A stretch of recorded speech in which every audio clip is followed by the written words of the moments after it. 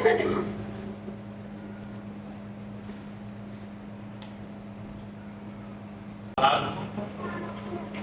लोगों ने अपना बहुमूल्य समय दिया।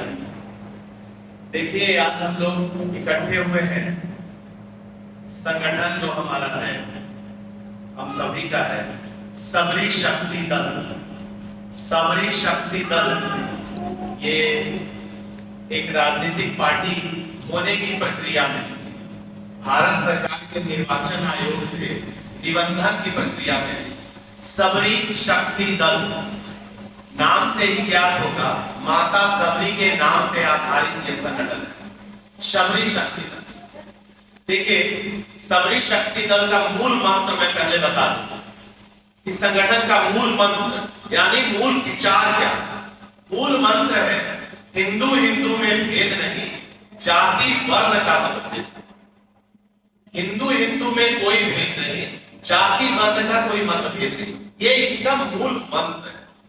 और जो इसके मुख्य उद्देश्य क्या है, संगठन बनाने के पीछे जो मुख्य कारण है, किन उद्देश्यों की प्राप्ति हेतु संगठन का निर्माण हुआ, ये किन उद्देश्यों की प्राप्ति हेतु संगठन का निर्माण? प्रथम, जातीय द्वेष हिंदू धर्म में, जातीय द्वेष, जातीय वैमनस्यता चरम पे है। परिणाम स्वरूप क्या है? हिंदू धर्म खोखला होने के कगार पे। पहला, जातीय द्वेष शायद अरवल बिहार का एक ऐसा जिला है कि अगर जातीय द्वेष का, जातीय वैमनस्यता का सबसे ज्यादा दंश कोई जिला है तो वो अरवल जिला है। अरवल जिला उसमें से एक है। दूसरा, जातीय द्वेष समाप्त करने की दिशा में पहल, पहला इसका उद्देश्य। और दूसरा, तेजी से होता धर्मांतरण, तेजी से होता धर्मांतरण हिंदू धर्म पे दूसरा प्रहार। आप लोग सब लोग अवगत होंगे, कई ऐसे विधर्मियों का संगठन है, हम नाम नहीं लेना चाहेंगे, जिसका प्रहार प्रत्यक्ष या अप्रत्यक्ष रूप से हमारे धर्म पे है। तो धर्मांतरण एक बहुत बड़ी समस्या है। आपके यहां, दूसरे राज्यों में, अन्य कई राज्यों में धर्मांतरण एक सबसे बड़ी समस्या है। तो धर्मांतरण रोकने की दिशा में प्रयास करना इस संगठन का, इस पार्टी का दूसरा उद्देश्य है। स्वेच्छा से किया गया धर्मांतरण उसका अधिकार है। अगर कोई व्यक्ति स्वेच्छा से धर्मांतरण करता है तो ये उनका संवैधानिक अधिकार है और वो उनका फंडामेंटल राइट्स है, जो संविधान में हमें 6 मौलिक अधिकार दिए गए हैं, ये उसमें से भी एक है कि वो अपनी, हमारे फंडामेंटल राइट्स में ये है कि आप अपने पसंद के धर्म का पालन कर सकते हैं। लेकिन अगर प्रपंच से और छद्म रूप में प्रलोभन देके, भय दिखा के अगर किसी का धर्मांतरण कराया जाता है तो वो कानूनन अपराध है और हमें उसको रोकने के लिए प्रयास करना है। और ये संगठन उसी दिशा में प्रयास करता है। दो कारण हो गए। तीसरा जो संगठन का मुख्य कारण है वो समझ लें। देखिए, अगर हिंदू कमजोर होगा तो राष्ट्र कमजोर होगा। हिंदुत्व से इतर राष्ट्र की कल्पना नहीं कर सकते, हिंदुत्व से इतर राष्ट्रवाद नहीं हो सकता। राष्ट्रवाद हिंदुत्व के साथ है। अनादिकाल से देख लीजिए, जब जब हिंदू बटा है, आपका भारतवर्ष टूटा। धर्म के आधार पर बंटवारा 47 में हुआ।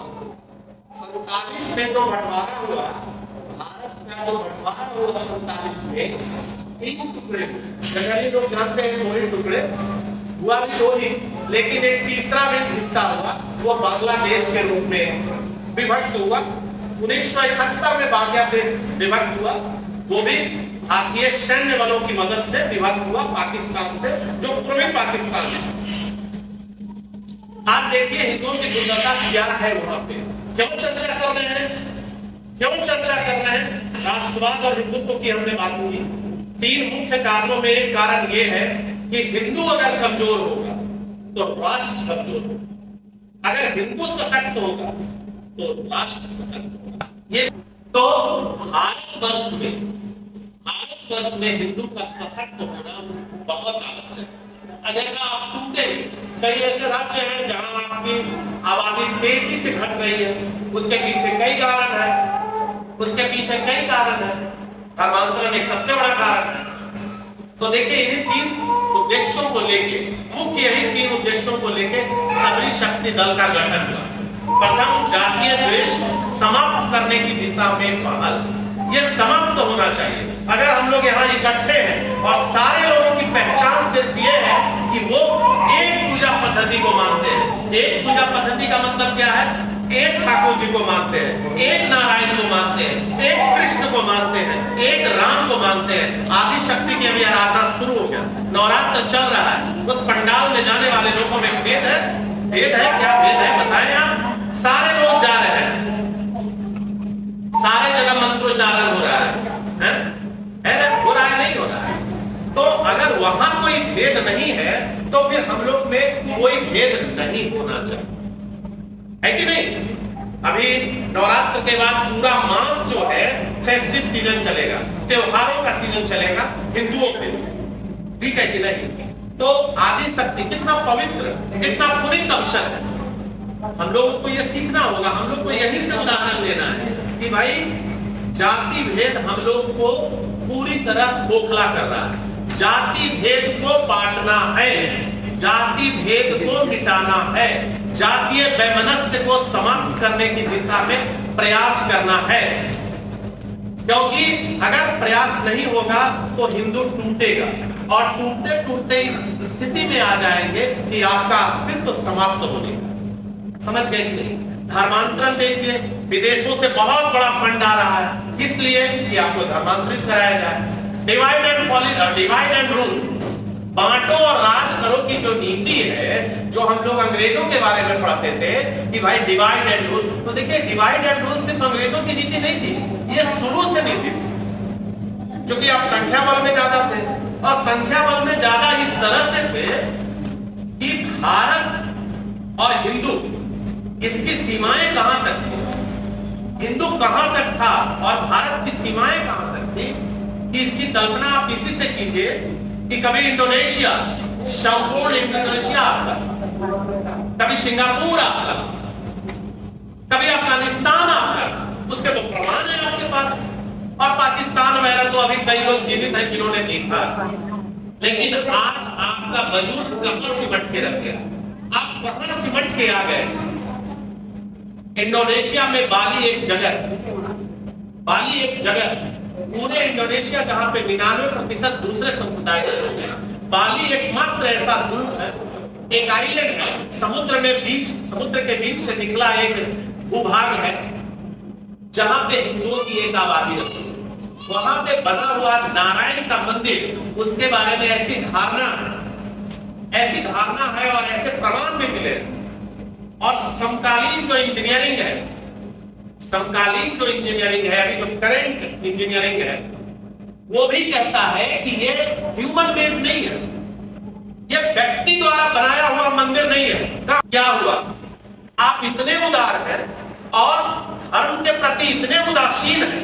दो बातें देखिए, उदारता और धर्म के प्रति उदासीनता दोनों अलग चीज है। उदार होने का मतलब ये नहीं है कि घर में आप देखिए किसी का आतिथ्य करें, उसमें कहीं कोई दिक्कत नहीं। आपका घर है, किसी को अतिथि बना के लाएं, लेकिन अगर वही आतिथ्य आपके अस्तित्व पे संकट उठाने लगे, अगर वही आतिथ्य सत्कार आपके अस्तित्व का प्रश्न चिन्ह बन जाए, तो आपको सोचना होगा, आपको गंभीर होना होगा कि वाकई ये क्या हो रहा। तो यही हुआ। अभी देखिए शमशान की घटना, ये तो अनादिकाल की बात हुई, मैं अभी की बात बता रहा हूं। आसपास होने वाली घटनाओं से आप सबक सीखिए। अभी देखिए पूरे विश्व जो है तृतीय विश्व युद्ध के मुहाने पे खड़ा, पूरा वर्ल्ड, सब लोग के हाथ में मोबाइल है, एंड्रॉइड सेट है, सब लोग देख रहे हैं। आप देखिए क्या हो रहा है। इजराइल के साथ पूरे मुस्लिम कंट्री युद्ध में, पहले फिलिस्तीन हुआ, हमास, गाजा, उसके बाद लेबनान आ गया, अब तेहरान भी आ गया। निश्चित था, लेकिन उनकी यही उदारता क्या किया कि पहले लोगों को अपने यहाँ एंट्री दिए, प्रवेश दिए, धीरे धीरे प्रवेश के बाद उन लोगों ने वोटिंग राइट मांगा कि भाई वोटिंग राइट दो, हमको मताधिकार दो, मत का अधिकार दो, वोट देने का अधिकार दो। फिर क्या हुआ, मताधिकार मिला तो फिर वो व्यवस्था में अपना अधिकार मांगने लगा कि भाई बात वोटिंग राइट तक नहीं होनी चाहिए। ये नहीं कि हम जिता के भेज दिए, अब हम सिस्टम में बैठेंगे, हम व्यवस्था में आएंगे। क्या बनेंगे भाई, तो हम मंत्री विधायक और सरकार बनाएंगे। व्यवस्था में आने का मतलब ये हुआ। और जब वो व्यवस्था में आ गया तब तक उनकी आबादी 33 से 40% कहाँ, लेबनान में। और जब वो व्यवस्था में आ गए तो वो आप पे ही हावी होना शुरू। आज स्थिति वो ये हो गई कि पूरा लेबनान जो है वो मुस्लिम कंट्री है और ईसाइयों को मार दिया गया है। तो कुछ उसी तरह के संकट से आप लोग भी जूझ रहे हैं, आप लोग भी जूझ रहे हैं। सतर्क होना होगा।